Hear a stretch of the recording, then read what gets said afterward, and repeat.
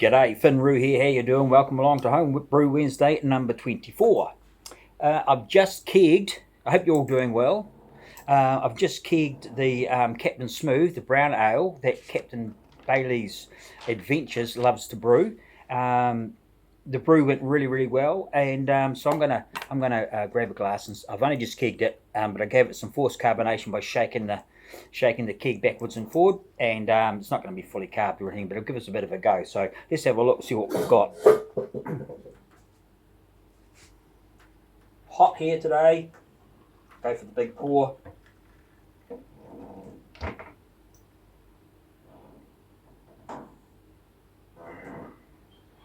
Go for the big pour to get us going. There we go, there it is. That's the brown ale, just kegged. Kegged about half an hour ago. There you go, she's just settling out. A little bit of clarity going on there. It's not too cloudy at all. In fact, with this one here, I use Wilflock tablets, and I've never used them before because the shop didn't have them. They said, well, you have to use these. I said, okay, then I'll use those. So hopefully it's fine. Hopefully it's good. So it's got a beautiful colour, a beautiful brown colour, which is what you'd like from a brown, and apparently this is a northern brown. So let's just have a wee smell and a wee sniff.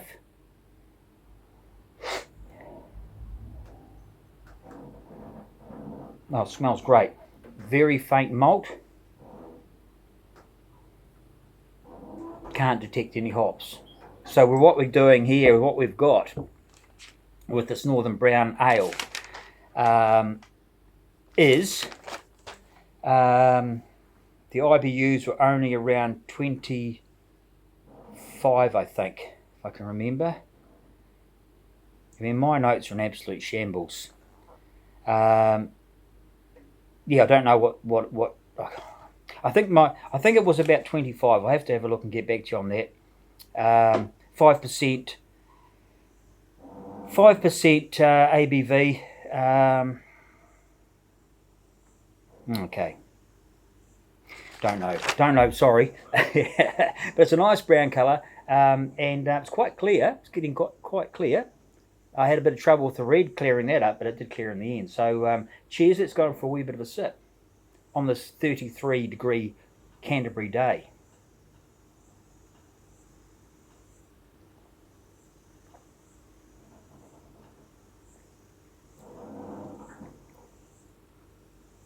Oh, that is my kind of beer, I have to say. That is yes, that is a beautiful beer. I've only just kegged it, my God. Look at the lacing on that. 5% cold brown ale. How you doing?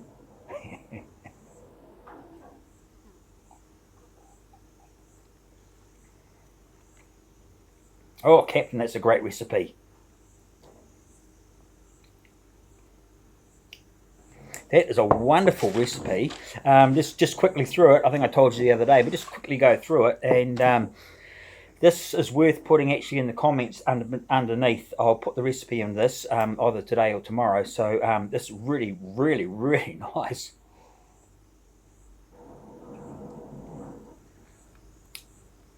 Sweet. So it finished at 10:08, I think, or 10:06. 10:08, I think it was. It finished at. Wonderful. So give it a 5% beer. 10:08, I think it was. So.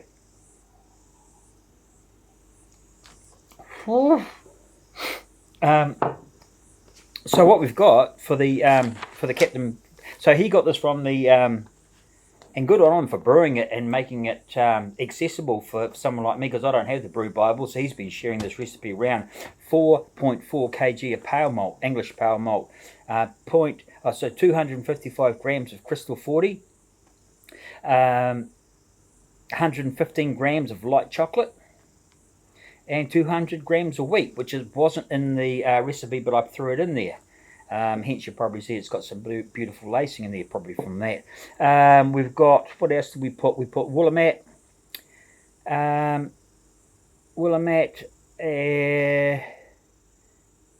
and Nottingham yeast. Also a bit of Fuggles went in there. 80-minute mash, 80-minute boil, a little bit of calcium sulfate, a little bit of calcium chloride. Wonderful, wonderful. The mash temp was 68. The mash pH was 5.4. I always go for 5.2 or 5.3. A little bit high doesn't matter. Sparge pH. Okay, so that's the pH. That's the acidity level of your water, of your liquor. It's the pH. So 7 is like milk. It's neutral. 7 is neutral. So if you've got 7.8 or 8 in your water, that means your water profile is more alkaline. And so that's what they called hard water. Okay, it's got a lot of stuff in it. You've got acidic water, go down, and you haven't got. If you go getting down a bit, if your water is 5, it's quite acidic. Rainwater, straight from the thing, straight from your roof, will probably be quite acidic, quite down a bit. It's called soft water. That's very general. OG was 1044. Wonderful. Brew day went very well. 21 litres of wort into the fermenter. So I'm very happy with that.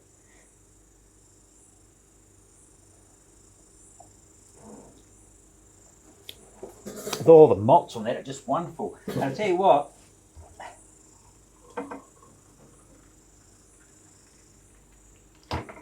that is a very, very, very simple recipe.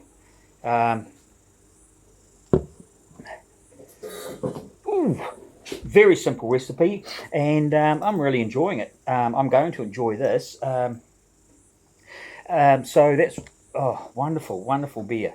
Isn't it good when you can brew a beer as well as this? And there's only a few key things. Just keep your mash at a good temperature, and get your pH level with your salts, you know.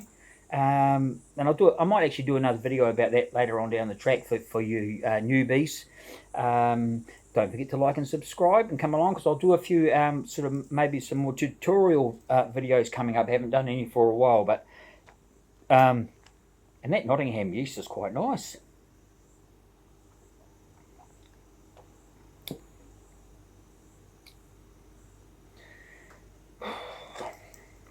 It's very nice. It's a very, very, very nice beer.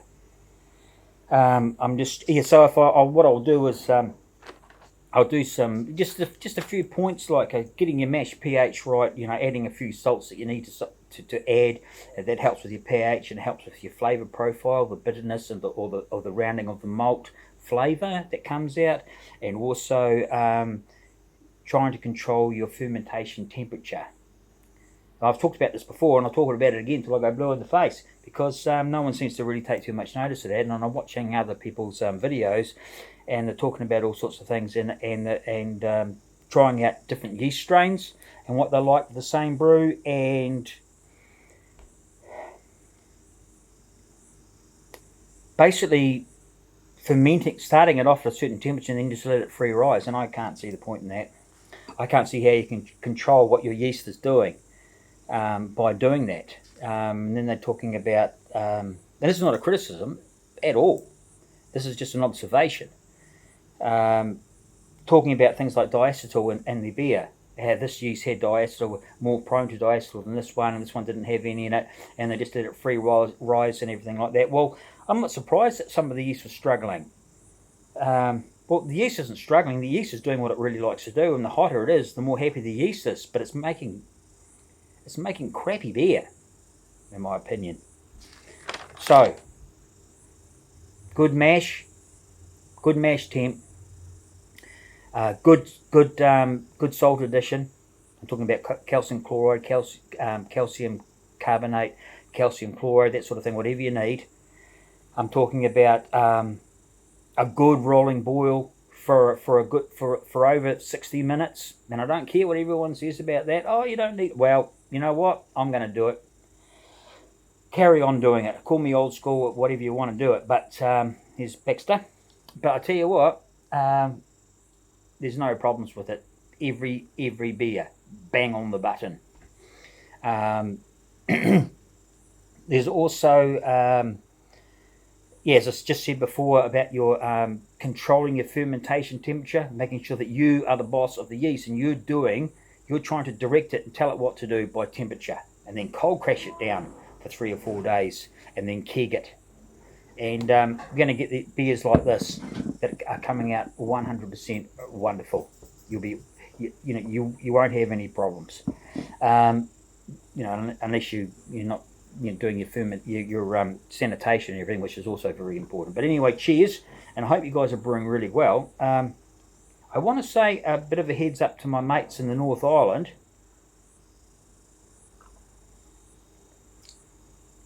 Whew. Ooh. My mates in the North Island, Auckland and up past there, have had rain of biblical proportions, and I'm not joking. There's been some lives lost, which is very, very tragic, and they've had, and they're getting doused again. I think the last few days got doused again, and they're going to get doused again this weekend, I think. Very, very, very, very hard work for everyone there, and I wish you all the best. I seriously do. So take care. I really mean it. Auckland. So everyone send your prayers to Auckland, because they're doing it very, very hard. And talking about weather, also America's doing really badly with their weather at the moment. They've had ice and all sorts. Texas. Did I hear on the radio today? Texas. They're having ice this time of year. They don't have to worry about that. So the weather's really changing. So moving on the Homebrew Wednesday on a Thursday is so the Captain Smooth is a success as far as I'm concerned. I tell you what, in a couple of 3-4 days in a week, this is going to be absolutely unbelievable. Very simple recipe. If you guys are doing all grain,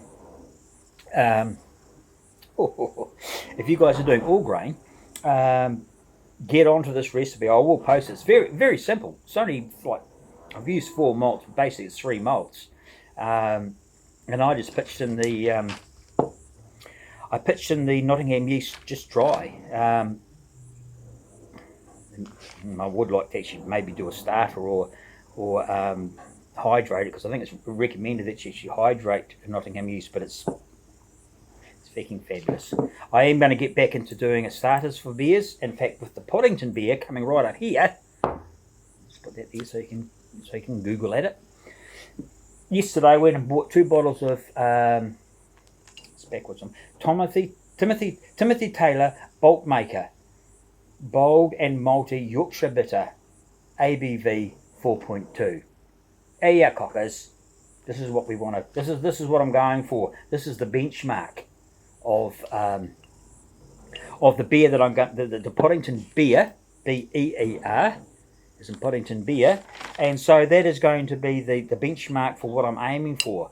So I've taken out the brown malt. So I'm going to have 350 3.5 kg of English malt, 350 grams of medium crystal, and 200 grams of wheat malt. So that's, and I'm going to go for, see,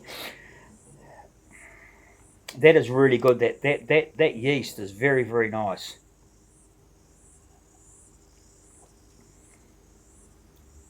I was thinking USO4 for it, because I can't get the Yorkshire Bitter yeast. I can't get hold of it here. So I'm thinking just go for USO4, because I did a beer way back in the day, if you remember rightly, the old Peculiar Old Ale, and that was a very simple one. Of course, that's a Yorkshire dark strong ale, that one. So it was 5.5 kg of ale malt, 300 grams of dark crystal, and 200 grams of chocolate, and that had that really nice caramel, that real nice caramel flavour. So Northern Brewer hops and Styrian Goldings I used, and I used a 90-minute mash and a 90-minute boil, and that gave me that real nice toffee caramel. So, and I used USO4. So I was thinking I could use that as a kind of a benchmark to sort of to hit off, if you like, with my Yorkshire Bitter. So I've knocked out the brown malt. I'm going to brew it next week. I was going to brew it this week, but it hasn't. It's not going to happen. I'm either going to use USO4 or I'm going to use that Nottingham yeast. It's actually quite clear, isn't it, for just straight out of the keg? You see that? So, and I read about Yorkshire bitters. I went, oh God, I'm actually feeling a little bit ill remembering all the reading that I did about different beers. I'm actually feeling quite sick from it because I couldn't. The problem with the internet is that you can't. I can't see. It's like there's so much crap out there about this, that, and the other thing. Someone says something, thinks something, assumes something, and so they put it on the internet, and then the next person that comes along and reads it, trying to find out something, sees that post that's not right, and take it as gospel, and then they apply it, and it's not what they want. And I mean, there were thousands of posts on Yorkshire bitters, and every recipe was different.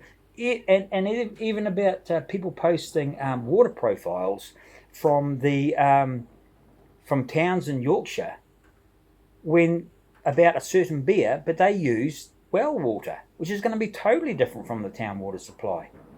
And there's all this sort of thing going on, and different yeasts, and no one seemed to. And the Yorkshiremen, bless them, have things that they call squares, fermenting. They're like vats, square vats. They're called squares, Yorkshire squares. They're round. they are, cocker.